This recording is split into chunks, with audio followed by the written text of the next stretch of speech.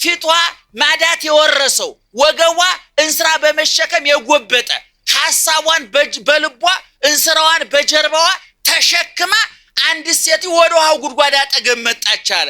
ጀርባዋ ጎብጦ ጭንቅላቷ በሐሳብ ናውዞ እያወጣች እያወረደች የኑሮዋ መልክ እፊቷ ላይ ተስሎ ጭንቀቷ መከራዋ ስቃይዋ የሚነበብባት ጎስቋላ ሴት ነች። ሴት የሚገርማችሁ 5 ባሎች አግብታ 5ቱ ባሎች በየተራ እጭኗ ላይ የሞቱባት ሴት ነው። ሰፈሩ ጎረቤቱ ገፊ ብሎ አፍ መፍቻ ቡና መጠጫ አድርጓት ፀሐይቆ ዣንጥላ ይያዛል። ቢያንስ እዛፍ ስር ይታለ ለሰው ምላስ የት ይኬዳል? እውነቱን ለመናገር ሚሳኤል የከፋ ከጦር የከፋ ከሰይፍ የከፋ ከመርዝ የከፋ እፉኝት ምላስ ያላቸው ሰዎች አሉ። በእውነቱ ተስፋ የሚያስቆርጡ አንጀት የሚቆርጡ ነገን የሚያጨልሙ የዛሬውን የሚያከስሙ እግዚአብሔርን ስናገኝ ጥያቄዎቻችን ሁሉ ይመለሳሉ፣ እንባዎቻችን ሁሉ ይታበሳሉ፣ ቁስሎቻችን ሁሉ ይፈወሳሉ፣ ጉድለቶቻችን ሁሉ ይሞላሉ፣ ጨለማችን ሁሉ በብርሃን ይተካል፣ እንስራችን ሐሳባችን ከጀርባችን ይወርዳል። እማናፍር ወራዶች ስለሆን ድንቁርናችን ፎቶ አንስተን ለሰው እናድላለን። በ21ኛው መቶ ክፍለ ዘመን ጀርባዋ በእንስራ ከጎበጠ ሴት ጋራ ፎቶ መነሳት ቧንቧ መስራት ያቃተ ደንቆሮ ነኝ ይወቁልኝ ማለት ማስታወቂያ ነኝ። ምእመናን በኑሯችሁ ስኬት ያጣችሁ የያዛችሁት እያመለጠ የሰበሰባችሁት እየተበተነ ዘመድ ከርቷችሁ ገንዘብ ከርቷችሁ ጤና ከርቷችሁ ትዳራችሁ የታመሰ ሱቃችሁ ጥያቄ ውስጥ የገባባችሁ ሕይወት ጨለማ የሆነባችሁ ነገ የማይናፍቃችሁ ዛሬ የሚያሳቅቃችሁ ትናንትና ወደ ኋላ የተጎተታችሁ ጨለማ ሕይወት ጨለማ የሆነባችሁ ሁሉ እንስራችሁ ሊያስጥላችሁ ሐሳባችሁ ሊያስለውጣችሁ አዲስ ሕይወት ሊያስጀምራችሁ እግዚአብሔር ከበር ቆሞ ያንኳኳል። በእግዚአብሔር ዘንድ ተራ የሚባል ሰው የለም። መጋቢ ሐዲስ ሊቀ ጳጳስ የሚል ልዩ ጽሑፍ የለም። ሰው በሚለው መዝገብ ውስጥ የተመዘገበ በጣም ነው ማዝ አፍራለሁ። እኔ አልነሳም። እኔ በሬ በሞፈር ከሚያርስ ገበሬ ጎን ቁሜ ፎቶ አልነሳም። ድንቁርና ያለ ፈረንጅ አጋልጣለሁ እንዴ? ዛሬ ብዙ ዘማሪያን ብዙ ሰባካያን ብዙ ህዝብ ከሌለ አንሰብክም። ታውቃላችሁ። አጨብጨባ እንፈልጋለን፣ እልልታ እንፈልጋለን፣ የህዝብ ብሳ እንፈልጋለን። ኢየሱስ ክርስቶስ ይሄን የመሰለ የጠለቀ ምስጢር የነገራት ለአንድ ሴት ነው። የማይደክመው እግዚአብሔር ለኛ ሲል ደከመ። የማይራበው አጥጋቢው እግዚአብሔር ለኛ ሲል ተራበ። እዛ ደከመው ያልነው ጌታ እዚህ የደከሙትን ያሳርፋል። 40 ቀን 40 ሌሊት ጾሞ ርቦታል ክርስቶስ። ራበው 2 ዓሣ 5 እንጀራ አበርክቶ ያበላ ደግሞ ማን ነው? ራሱ ነው። እኛ እግዚአብሔር ይመስገን ጭንቅላታችን ነው እንጂ ቅጡ የጠፋው አየራችን የተባረከ ነው አይደለም? በሉት እስቲ እግዚአብሔር በወጀብና ባውሎ ነፋስ ውስጥ መንገድ አለው። የእግዚአብሔር ቤተሰቦች ምእመናን እንዴት አደራችሁ? እንዴት አረፈዳችሁ? በየጊዜው በየቦታው በየምክንያቱ የሚመክረን የሚያስተምረን ትናንት የነበረ አሁን በዚህ በእኛ መካከል ያለ ነገ ከነገ ወዲያም ከኛ እንደማይለይ አፋችንን ሞልተን የምንመሰክርለት ልባችንንም ሞልተን ያመንነውና የምናምነው የአባቶቻችን አምላክ ልዑለ ባሕርይ እግዚአብሔር ክብርና ምስጋና ይግባው። ክብርና ምስጋና ይግባው። ክብርና ምስጋና ይግባው። በኦርቶዶክሳዊት ተዋሕዶ ቤተክርስቲያናችን ስርዓት እሁድ ጧት እጥር ምጥን ሰብሰብ ያለ ምስጋናው ስብከቱም መዝሙሩም ቅዳሴውም ልክና መልክ ሊኖረው ስለሚገባ ዛሬ ብዙ ክርስትና ያለበት በሽተኛ የሚጠይቅ ማህበራዊ ጉዳይ ተወጥሮ የተያያዘ ህዝብ ነውና የምናገለግለው ሌላ እናደርግላችሁ እንኳን ባንችል በማሳጠር እንተባበራችኋለን። ምስጢሩን ጥበቡን ይግለጥልን እግዚአብሔር። የሚሰበከው የዳዊት መዝሙር የሚነበበው ወንጌል የሚነበበው የቅዱስ ጳውሎስ መልእክት የሐዋርያት ሥራ የሐዋርያት መልእክት አዘጋጅተውልናል። ቅዳሴ ምን መቀደስ እንዳለብን አዘጋጅተውልናል። እኛ ሁልጊዜም ደግመን ደጋግመን መልሰን መላልሰን እንደነገርናችሁ ተሰርቶ ተሰፍሮ ተቆጥሮ ያለቀ በእኛ ፍላጎትና ፈቃድ የማይጨመር የማይቀነስ የማይጠብ የማይሰፋ እኛ ስለፈለግን የማንጨምርበት ስላልፈለግን የምንቀንሰው ስርዓት የለንም። አሁን ዛሬ ያከናወነው ነገር በጠቅላላ ከ1000 ዓመት በፊት ተዘጋጅቶ ያለቀ ነው። አባቶቻችን በረከታቸው ይድረሰን። በዚህ መሰረት ዛሬ የተነበበው ወንጌል የዮሐንስ ወንጌል ምዕራፍ 4 ነው። ወንጌላውያን አራት ናቸው። ማቴዎስ፣ ማርቆስ፣ ሉቃስና ዮሐንስ። አራቱ ወንጌላውያን በጥቅሉ 89 ምዕራፍ ያሏቸው ሁለት ወንጌሎች ጽፈዋል። አራቱ ወንጌሎች የተለያየ ሐሳብ ያላቸው ናቸው። እንደሚታወቀው ኢየሱስ ክርስቶስ 33 ዓመት ከ3 ወር በምድር ላይ ሲኖር ያስተማረው ትምህርት፣ ያደረገው ተአምር፣ የሰራው በጎ ስራ እግር በእግር ተከታትለው ተሰፍሮ ተቆጥሮ ይህ እንዳይቀር ተብሎ ተለቅሞ የተጻፈ አይደለም። ከብዙ በጥቂቱ ከሙሉ በክፍሉ ነው የተጻፈልን። ይሄ በቦታው የነበረ በአይኑ ያየ በጆሮ የሰማ በእጁ የዳሰሰ ትምህርቱ ሲሰጥ ተአምራቱ ሲደረግ በጎ ስራ ሲሰራ በቦታው የነበረው ዮሐንስ ወንጌላዊ በዮሐንስ ወንጌል ምዕራፍ 20 መጨረሻው ቁጥር ላይ ምዕራፍ 21 መጨረሻዎቹ ቁጥሮች ላይ ኢየሱስ ክርስቶስ ያደረገው በዚህ መጽሐፍ ያልተመዘገበ ብዙ ነገር አለ። ያን ሁሉ እግር በእግር ቃል በቃል ተከታትለን እንጻፈው ብንል እምያግመሮ ዓለም ጥቀ ለመጻሕፍቲሁ መጽሐፉ ዓለም ራሱ ባልቻለው ነበር ብሎ በሚገባ ቦታው ላይ የነበረው። ስለዚህ ስለ ኢየሱስ ክርስቶስ የተጻፈው ነገር ሁሉም ነገር አልተጻፈም። ምናልባት እንደው ከ10 ከመቶ ተጽፎ ሊሆን ይችላል። ዙሮ ግን እኛ ልንድንበት የሚያስፈልገን ተጽፎልናል። የቀረብን ነገር የለምና እንግዲህ ከአራቱ ወንጌሎች ደግሞ የዮሐንስ ወንጌል የተለየ ወንጌል ነው። የምስጢረ ሥጋዌ የምስጢረ ሥላሴ ወንጌል ነው። የዮሐንስ ወንጌል በጥቅሉ 21 ምዕራፎች አሉት። ወንጌላዊ ዮሐንስ ይህን ወንጌል የጻፈው ዮሐንስ ከ12 ሐዋርያት አንዱ ነው።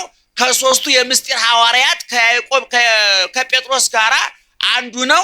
በሐዲስ ኪዳን ዮሐንስ 5 መጻሕፍት አበርክቶልናል። አንድ ወንጌል ጽፏል። ሁለተኛ የዮሐንስ ራእይ የሚባለው መጽሐፍ ጽፏል። ሶስተኛ 3 መልእክቶች ጽፏል። አንድ ወንጌል፣ አንድ ራእይ፣ 3 መልእክት ማለት ሲደመር ስንት ይሆናል ማለት ነው? 5 ይሆናል ማለት ነው። እንግዲህ ከ27ቱ የሐዲስ ኪዳን መጻሕፍት መካከል 5ቱ የዮሐንስ ናቸው ማለት ነው። መንፈስ ቅዱስ አጠቃላይ ጥበቃ ያደርግላቸዋል እንጂ በሐዋርያት አጻጻፍ ላይ በዝንባሌያቸው ላይ ተጽዕኖ ያደርግም። ይሄ መቼም የሥነ ጽሑፍ ጉዳይ ዝርዝር ጉዳይ አንገባም። ዮሐንስ በመልእክቱ በወንጌሉ ላይ ያንጸባረቀውን ሐሳብ በመልእክቶቹ እናገኘዋለን፣ በራእዩ ላይ እናገኘዋለን። በዮሐንስ ወንጌል ላይ ሕይወት፣ ብርሃን እነዚህን የመሳሰሉ የተለዩ ሐሳቦች አሉ። ለምሳሌ በ3ቱ ወንጌሎች የሌሉ በዮሐንስ ወንጌል ብቻ ያሉ በጣም ብዙ ነገሮች። አንደኛ የኒቆዲሞስ ታሪክ ምዕራፍ 3፣ የሳምራዊት ታሪክ ምዕራፍ 4፣ የመጻጉዕ ታሪክ ምዕራፍ 5፣ የዘውሩ ተወልደ ታሪክ ምዕራፍ 9፣ የበጎች በር ምዕራፍ 10፣ የአልዓዛር ጉዳይ ምዕራፍ 11፣ በጸሎተ ሐሙስ ማታ እግር ሲያጥብ ያስተማረው ከምዕራፍ 13 እስከ 17 ድረስ ያለው ምዕራፍ በጠቅላላ በሌሎቹ ወንጌሎች የለም። ስለዚህ ነው ወንጌል አባቶቻችን 3ቱን በዘሐብሩ የተባበሩ አንድ አይነት ሐሳብ የጻፉ ሲሆኑ ማቴዎስ፣ ማርቆስ፣ ሉቃስ እያልኳቸው ነው። ዮሐንስ ግን የተለየ ጽሑፍ ነው የጻፈው። እኔ ነኝ የሚል 7 ጉዳዮች ጽፏል። ትንሣኤና ሕይወት፣ ከሰማይ የወረደ እንጀራ እኔ ነኝ በሉ እስኪ እናንተ። ከሰማይ የወረደ እንጀራ፣ የዓለም ብርሃን፣ የበጎች በር፣ ትንሣኤና ሕይወት፣ እውነትም መንገድም እውነተኛ የወይን ግንድ እኔ ነኝ። እነዚህን ጽሑፎች የጻፈ ዮሐንስ፣ ሌሎቹ ወንጌላውያን አልጻፉም። ነገር ግን በጣም የሚገርማችሁ ነገር አራቱ ወንጌላውያን በቦታ ሳይገናኙ፣ በቋንቋ ሳይገናኙ፣ በዘመን ሳይገናኙ በተለያየ ዘመን ጽፈዋቸው ወንጌላቱ አንድ አይነት ሐሳብ ይዘው ተገኝተዋል። ምክንያቱም በቦታ በጊዜ በቋንቋ ቢለያዩም አራቱንም አንድ አድርጎ ልብ የሰጠ ምስጢር የገለጠ ማን ነው? እግዚአብሔር ነው። እነሱ በቦታ ቢወሰኑ እግዚአብሔር በቦታ አይወሰንም። እነሱ በቋንቋ ቢለያዩ እግዚአብሔር በቋንቋ አይመጠንም። እነሱ በዘመን ቢለያዩ እግዚአብሔር የዘመናት ጥገኛ አይደለም፣ የዘመናት ባለቤት እንጂ የዘመናት ኗሪ አይደለም እግዚአብሔር። ስለዚህ ወንጌላዊ ዮሐንስ በጣም የተለየ ወንጌል ነው የጻፈው። እንደው ስለዛ ዝርዝር ጉዳይ ጠልቀን ለመናገር ቅድም እንዳልኳችሁ ዛሬ ሰንበት ስለሆነ አጭር ነገር እንነግራችኋለን ብለን ስላሰብን ወደ ዝርዝር ጉዳይ አንገባም። ለዛሬ የተነበበው ወንጌል የዮሐንስ ወንጌል ምዕራፍ 4 ነው። ይሄ ምዕራፍ 4 ኢየሱስ ክርስቶስ በጣም የሚገርማችሁ ነገር ኢየሱስ ክርስቶስ ትህትናውን፣ ርኅራኄውን፣ ፍቅሩን፣ ጌትነቱን አስተባብሮ በአንድ ምዕራፍ የገለጠበት ቦታ ነው። ይሄ ቦታ ኢየሱስ ክርስቶስ ወደ ገሊላ ሊሄድ ፈለገ። ነገር ግን ወደዛ ቦታ ለመሄድ በሰማርያ በሚባለው ቦታ ማለፍ ነበረበት። ለምሳሌ ይሄ ምንድነው የሚባለው? ይሄ አካባቢ አቤት መርካቶ ለመሄድ በየት ነው የምታልፉት? እስቲ በመርካቶና በጋርመንት መካከል ያለ ሰፈር ንገሩኝ። ሜክሲኮን ሳይረግጡ መርካቶ መሄድ ይቻላል? ከተቻለ አይቻልም በሉ። ለትምህርቱ እንዲመቸን ተጠመዛዛች ልትመጡ ትችላላችሁ። እኛ ቀጥታው ነው ያለው። ከጋርመንት መርካቶ ለመሄድ በየት ማለፍ አለብን? ኢየሱስ ክርስቶስ ከአንድ ቦታ ከኢየሩሳሌም ወደ ሌላ ቦታ ለመሄድ ሰማርያ የሚባለውን ቦታ ማለፍ ነው። በዛ በኩል ነው የሚታለፈው። በዛ ላይ አልፍ ግድ አለው አለ። በጣም የሚገርማችሁ ነገር ኢየሱስ ክርስቶስ ከአንድ ቦታ ወደ አንድ ቦታ ለመሄድ መንገድ የሚቸግረው አምላክ አይደለም ወይ? ብሉይ ኪዳን እንዲህ ይላል፣ እግዚአብሔር በወጀብና በአውሎ ነፋስ ውስጥ ምን አለው ይላል። ምን አለው? መንገድ አለው። በሉት እስቲ እግዚአብሔር በወጀብና በአውሎ ነፋስ ውስጥ መንገድ አለው። ማን? በምን? በወጀብና በአውሎ ነፋስ ውስጥ መንገድ አለው። የበረራ በአውሮፕላን የበረራችሁ በመርከብ የሄዳችሁ ሰዎች የአየሩ ጠባይ የአውሮፕላኑን በረራ ይወስነዋል። የመርከቡን በባህር ላይ የሚሄድ ወጀቡ ይወስነዋል። ማይበል ሞገድ ሲነሳ መርከብ አይንቀሳቀስም። የአየሩ ጠባይ ሲበላሽ አውሮፕላን አይበርም። እግዚአብሔር ግን የአየር ጠባይ እስረኛ አይደለም። ፍጥረታትን ይገዛቸዋል እንጂ አይቆጣጠሩትም። አሁን ልብ አድርጉ። ኢየሱስ ክርስቶስ ወደ ገሊላ ለመሄድ በዛ በኩል ማለፍ ግድ አለው አለ። ለምንድን ነው ግድ አለው? በወጀብና በአውሎ ነፋስ ውስጥ መንገድ አለው እግዚአብሔር። መንገድ ቸግሮት ነው ወይ ሲባል ቀጥሎ ያለው ታሪክ ከቁጥር 7 ጀምሮ ያለው ታሪክ ይነግረናል። ምስጢሩን ይግለጥልን እግዚአብሔር። እና በዛ ሄደና ቀኑ 6 ሰዓት ቀን ነው። ጠራራ ፀሐይ ነው። በመካከለኛው ምስራቅ በዚህ ከሚያዝያ መጨረሻ ጀምሮ እስከ መስከረም ድረስ በጣም ከባድ ሙቀት ነው ያለው። እኔ አንዳንድ ጊዜ ውጭ ሀገር ከሄድኩ በኋላ ሙቀትና ቅዝቃዜ የሚባለውን አረፍተ ነገር ለመስራት ኢትዮጵያ ውስጥ በቂ ቦታ የለም። እውነቱን አሁን እኛ ሀገር በቅዝቃዜ አረፍተ ነገር ስራ ቢባል የኛ ሰው አይችልም። ትክክለኛው ቅዝቃዜ ያለው አውሮፓና አሜሪካ ነው። በጣም የሚያሰቃይ በጣም ብርድ እንደ እሳት የሚፋጅበት ሀገር ያየሁት እኔ አውሮፓና አሜሪካ። እኛ እግዚአብሔር ይመስገን ጭንቅላታችን ነው እንጂ ቅጡ የጠፋው አየራችን የተባረከ ነው አይደለም። ጠባያችን ነው የተበላሸው። እንደምታውቁት አየራችን ጥሩ ነው። አሁን መሬት ላይ ነው ቁጭ ያላችሁት አይደለም። ልብስ ለብሳችኋል፣ የረባ ልብስ አልለበሳችሁም። አውሮፓ ግን በበጋ የለበሳችሁትን በክረምት አትለብሱትም። በክረምት ሲዝናል ይሉታል እነሱ። የአየሩን ጠባይ እየተከተለ ነው እና ኢየሩሳሌም የሚያቃጥል ነው። ኢየሱስ ክርስቶስ ይሄን ጉዞ እያደረገ ያለው በዛ በሳታማ ወቅት ነው። እና ምን ይላል ቁጥር 7 ላይ ወደኪሞ እግዚእ ደናደራችሁ ወደኪሞ እግዚእ ኢየሱስ በሐዊረ ፍኖት ነበረህየ መንገድ ከመሄድ የተነሳ ደክሞት በውሃ ጉድጓድ አጠገብ እንዲህ ተቀመጠ ይላል። ምን አለ? ምኑ ነው የተቀመጠው? አረ ደክሞት በሉ። ሰው መንገድ በገጠር አሁን የከተማ ሰው ያቆም በየቦታው ሻይ ቤት ስላለ ጎራ ይላል። አሁን በገጠር ያለ አሁን ወደ ትግራይ ብትሄዱ፣ ወደ ጎንደር፣ ወደ ወለጋ ብትሄዱ ረጅም መንገድ ሲሄድ ነጋዴ ጭነቱን አራግፎ አየር ጠል ነስቶ ወይም ረፍት አድርጎ ውሃ ጠጥቶ የሚሄደው የውሃ ጉድጓድ ምንጭ ሲያገኝ ነው አይደለም? ለምን ድካሙ አሁን ክርስቶስ ወይ በውሃ ጉድጓድ አጠገብ ምን አላልኳችሁ? ተቀመጠ። ምን ሆኖ ደክሞት። ማን የደከመው? ኢየሱስ ክርስቶስ። ነብዩ ኢሳይያስ በምዕራፍ 40 ላይ እንዲህ ይላል፣ እግዚአብሔር ዘላለም ይርብ ወይደክም። እግዚአብሔር ለዘላለም አይራብም አይደክምም ይላል። የማይደክመው እግዚአብሔር ለኛ ሲል ደከመ። የማይራበው አጥጋቢው እግዚአብሔር ለኛ ሲል ተራበ። በቦታ በጊዜ በሁኔታ ውስጥ አያልፍ የነበረ እግዚአብሔር ለኛ ሲል በአንድ መንገድ ማለፍ ግድ ሆነበት። ደክሞትም በውሃ ጉድጓድ አጠገብ መቀመጥ ግድ ሆነበት። ሰው ሆኗልና። ለዚህ ነው ሐዲስ ኪዳንን የሚያጠኑ ሰዎች ሄሬኔዎስ የሚባለው ሊቅ እንደነገረን ሐዲስ ኪዳንን የሚያጠኑ ሰዎች ሁለት ነገሮች ማቀናጀት አለባቸው። ማጋባት፣ ማዋሃድ፣ ማጣመር አለባቸው። ምንና ምንን? ኢየሱስ ክርስቶስ ደክሞታል አልደከመውም? ደክሞታል። እናንተ ደካሞች ሸክም የከበዳችሁ ወዴት ሂዱ አለ? ወደ እኔ ኑ። ምን አረጋችኋለሁ? አሳርፋችኋለሁ። እዛ ደከመው ያልነው ጌታ እዚህ የደከሙትን ያሳርፋል። 40 ቀን 40 ሌሊት ጾሞ ርቦታል ክርስቶስ። ራበው 2 ዓሣ 5 እንጀራ አበርክቶ ያበላ ደግሞ ማን ነው? ራሱ ነው። ስለዚህ ጾመ ተራበ ያልነውንና ዓሣ አበርክቶ አጠገበ ያልነውን አንድ ላይ ካልሰፋ ነው ፍጹም ሰው ፍጹም አምላክ የሚለው የኢየሱስ ክርስቶስ ምስጢሩ ባህሪው አይገባንም ማለት ሊቁ ሲናገር። ስለዚህ አሁን በውሃ ጉድጓድ አጠገብ ተቀመጠ። ሴቶች ውሃ እየሄዱ የሚቀዱበት ነው ታሪኩን ለማሳጠር። ይሄ የምስጢረ ሥጋዌ ሊቃውንት ብዙ የጻፉበት ብዙ የተራቀቁበት ቃል ነው። ይሄን ለማብራራት ጊዜ ስለሚወስነ ልለፈው እና በውሃ ጉድጓድ አጠገብ ተቀመጠ። ያ የውሃ ጉድጓድ እናንተ ዛሬ ቦኖ እንደሚባለው ህዝቡ እየመጣ ውሃ የሚቀዳ በገጠር ውሃ የሚቀዱ ሴቶች ናቸው ወንዶች? አቤት በምን በእንስራ ብዙም አራቅንም ዛሬም አረሳ ነው። እግዚአብሔር ይመስገን። ፈረጆቹ ረስቶ ሙዚየም አስገብተውታል። እኛ ግን ቅርስ እያልን ውሃም እንስራ ተሸከመች ሴት ጋር ፎቶን እንነሳል። እማናፍር ወራዶች ስለሆን ድንቁርናችን ፎቶ አንስተን ለሰው እናድላለን። በ21ኛው መቶ ክፍለ ዘመን ጀርባዋ በእንስራ ከጎበጠ ሴት ጋር ፎቶ መነሳት ቧንቧ መስራት ያቃተ ደንቆሮ ነኝ ወቁልኝ ማለት ማስታወቂያ ነኝ። በጣም ነው ማዝነው። አፍራለሁ። እኔ አልነሳም። እኔ በሬ በሞፈር ከሚያርስ ገበሬ ጎን ቁሜ ፎቶ አልነሳም። ድንቁርና ያለፈረንጃ አጋልጣለሁ እንዴ?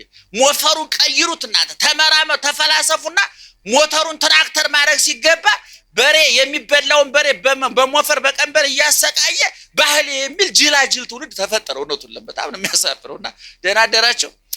ዙሮ በምን አጠገብ ተቀመጠ? በምን አጠገብ ማን ምን ሆኖ ለማን ደከመ? ለማን ተራበ?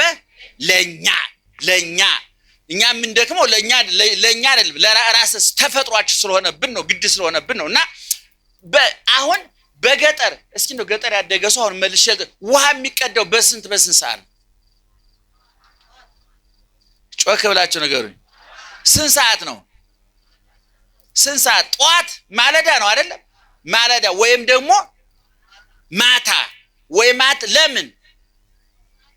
ፀሐዩ ከባድ ስለሆነ በመጽሐፍ ቅዱስም ጧትና ማታ ነው። ወፍና ሰርክ ነው። ብዙ ጥቅሶች አሉ። ወደዛ እንገባም እንጂ ውሃ የሚቀዳው ጧት ወይ ማታ ነው። አሁን ክርስቶስ በዛ በጉድጓዱ አጠገብ የተቀመጠው 6 ሰዓት ነው። ቀን ማለት ነው። ጠራራ ፀሐይ መካከለኛ በመጥቶነ ልክ በራስ ትክክል ናላ ላይ በመጥቶነ በዚህን ሰዓት ሰው መንቀሳቀስ የለበትም። ፀሐዩ አስተሳሰቡን ያዛባዋል ተብሎ ይታሰባል። በዚህ ሰዓት ነው ክርስቶስ በውሃው ጉድጓድ አጠገብ የተቀመጠው። እዛ ተቀምጦ ሳለ ያለ ሰዓቱ ውሃ የሚቀዳው ጧትና ማታ ነው። አንድ ሴትዮ ኑሮ ያጎሳቆላት ፊቷ ማዳት የወረሰው ወገቧ እንስራ በመሸከም የጎበጠ ሐሳቧን በልቧ እንስራዋን በጀርባዋ ተሸክማ አንድ ሴት ወደ ውሃው ጉድጓድ አጠገብ መጣች አለ። ይገርማል ወገኖቻችን። በውሃው ጉድጓድ አጠገብ ማን አለ ብያቸዋለሁ?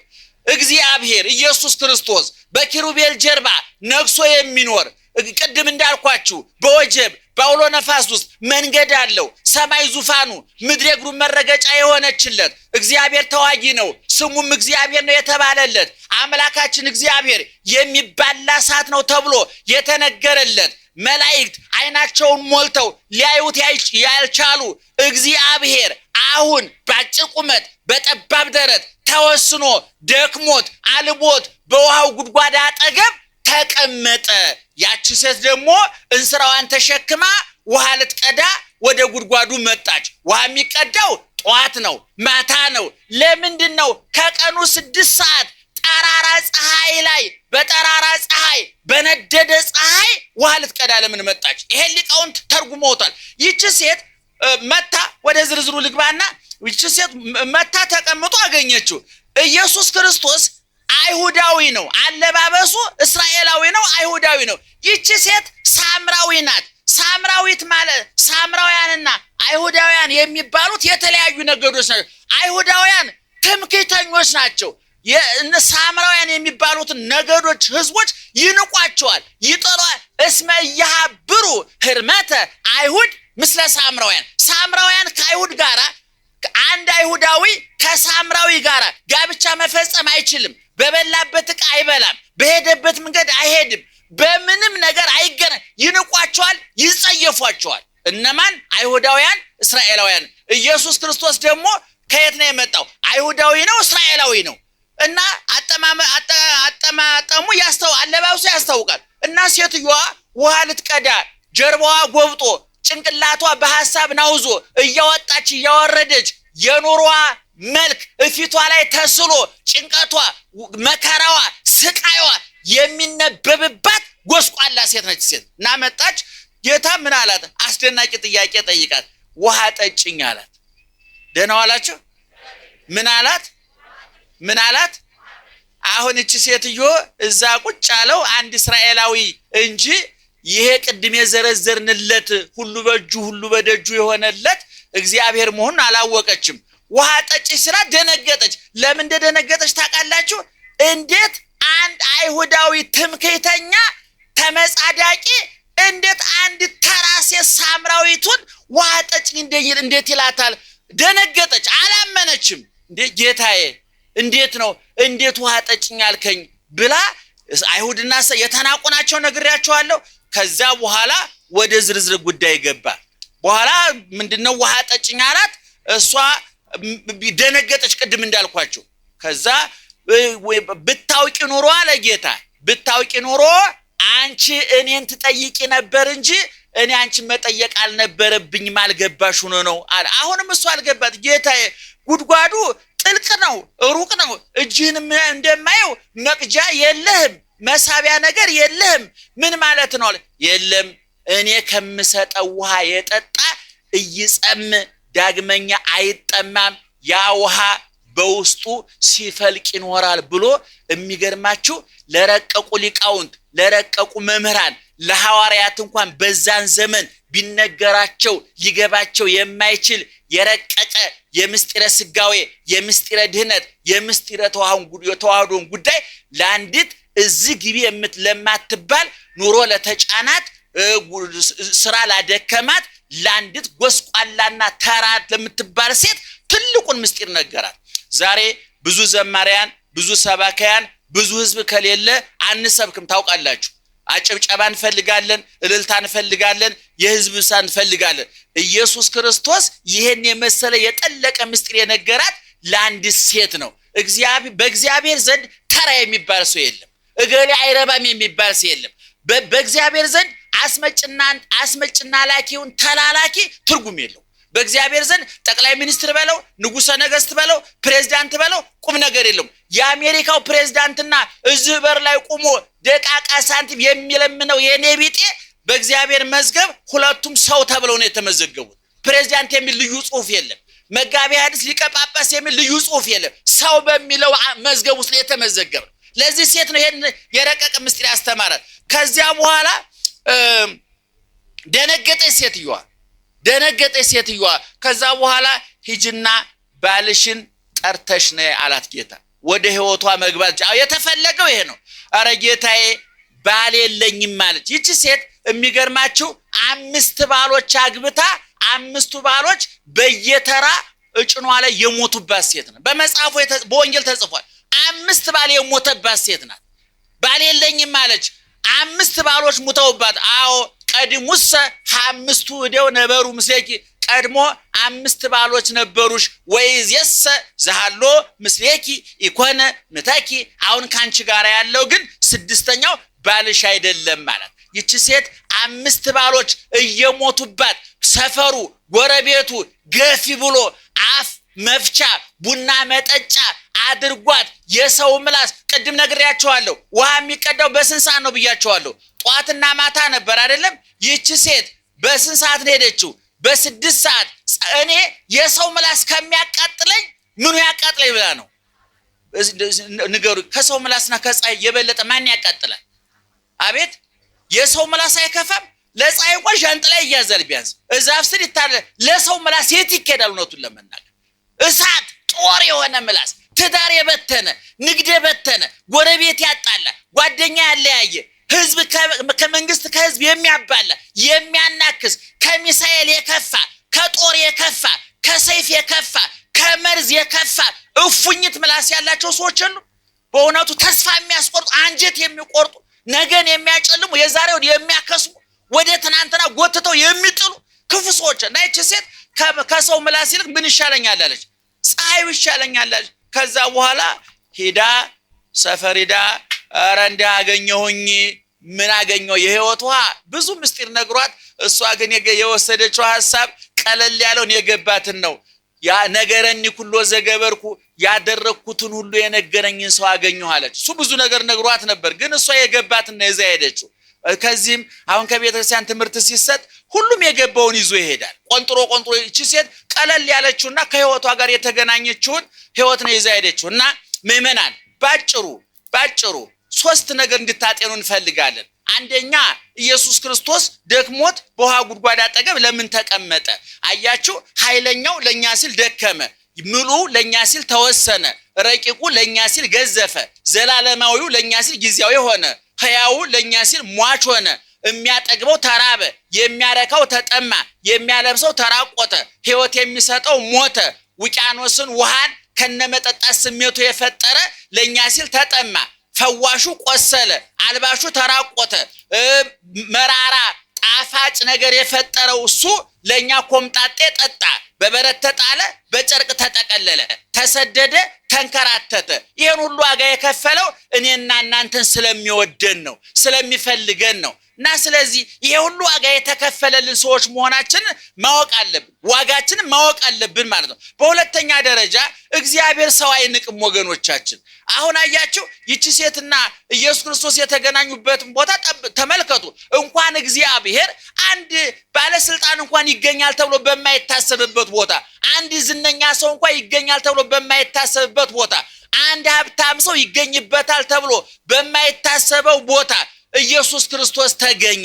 የሰማዩን ንጉሥ አገኘችው፣ የሕይወቱን ውሃ አገኘችው፣ የሕይወቱን እንጀራ አገኘችው፣ መስዋዕት የሚሆነውን በግ አገኘችው፣ ትንሣኤና ሕይወት የሆነውን ክርስቶስ አገኘችው፣ ሕይወትም እውነትም መንገድ የሚሆነውን ክርስቶስ አገኘችው፣ እውነተኛውን የሕይወት ዛፍ የወይን ግንድ አገኘችው። ይህች ሴት እንስራዋን ጣለች፣ ሐሳቧን ለወጠች፣ የተጣመመ ኑሯ ተቃና። የመጀመሪያዋ የወንጌል ሐዋርያ መልእክተኛ ከነ ጴጥሮስ ከነ ጳውሎስ ከነ ዮሐንስ ቀድማ ወንጌልን የሰበከች ደህንነቱን ለዓለም ያበሰረች የመጀመሪያ ሐዋርያ ሆነች። እንስራዋ ከጀርባዋ፣ ሐሳቧ ከልቧ ተራገፈ፣ ሐዘኗ ተገፈፈ። ባሎች ሞቱ ኖሩ፣ ጥያቄዋ ወደ አዲስ ኪዳን ተቀየረ። የዘላለም ሙሽራ ክርስቶስ ጋር ተጋባች። ሙሽራዋ ክርስቶስ ሆነ። ይቺ ሴት 5 ባሎች ነበሯት። 6ኛውን ይሞትብኛል ብላ ጎረቤት አስቀምጣ ትቀልበው ነበር ይላል። ካሁን በኋላ ግን የእንስራው ጉዳይ፣ የባሎቹ ጉዳይ፣ የጎረቤት ጉዳይ፣ የትዳር ጉዳይ፣ ውሃ መቅዳት፣ ወደ ውሃ መመላለስ አቆመ። የዘላለም ሕይወት ማንን አገኘች? ክርስቶስን አገኘች። እግዚአብሔርን ስናገኝ ጥያቄዎቻችን ሁሉ ይመለሳሉ፣ እንባዎቻችን ሁሉ ይታበሳሉ፣ ቁስሎቻችን ሁሉ ይፈወሳሉ፣ ጉድለቶቻችን ሁሉ ይሞላሉ፣ ጨለማችን ሁሉ በብርሃን ይተካል። እንስራችን ሐሳባችን ከጀርባችን ይወርዳል። ልባችን ከሐሳብ ነፃ ይሆናል። አእምሯችን ከጭንቀት ነፃ ይሆናል። ማንን ስናገኝ ንገሩኝ? ማንን ስናገኝ? እግዚአብሔርን ስናገኝ። ያቺ ሴት ያገኘችው ማንን ነው?